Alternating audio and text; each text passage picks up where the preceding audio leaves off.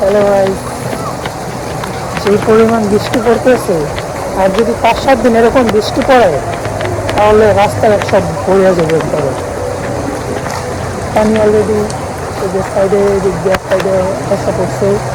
রাস্তাঘাট পাশাপাশি বাড়ি, অনেক বাড়িঘর একদম মানে পুরো ডুবে গেছে এরকম অবস্থা। এই যে এখানেও এই বাড়ির ভিতরে অলরেডি পানি চলে গেছে। এরকম অনেক জায়গা আছে একদম মানে ভিতরে, বাড়ির ভিতরে পানি চলে গেছে, মানুষের চলাচলের কোনো ব্যবস্থা নেই। এসব আমাদের শেখ হাসিনার উন্নতি, তারা আবার করে রাখছে, পানি যাওয়ার কোনো ব্যবস্থা নেই।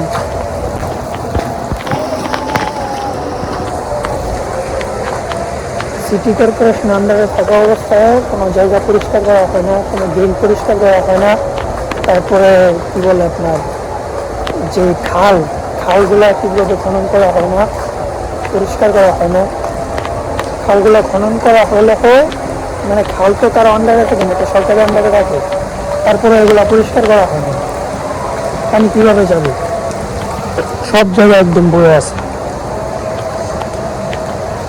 এই যে সামনে একটা রাস্তা দেখতেছি, এই যে রাস্তা, এই যে দেখেন কিভাবে মানুষ পানির মাঝখান দিয়ে আসতেছে। রাস্তা একবারে কতটুকু মানে কিছু কিছু জায়গায় একবারে বুক পর্যন্ত পানি। রাস্তাঘাট সব মানুষ চলাফেরা করতেছে। এটা হলো উন্নতি বাংলাদেশের।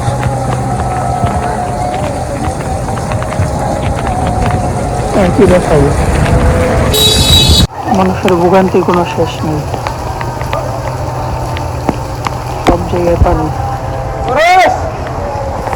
কিছু বলার নেই, ভোগান্তির কোনো শেষ নেই। রাস্তাঘাট একবারে সব পানি দিয়া ডুবে গেছে। যে সামনে যে রাস্তাটা, ওইটার পুরোটা পানি নিচে, মানুষ চলাচল করতেছে খুব কষ্টে।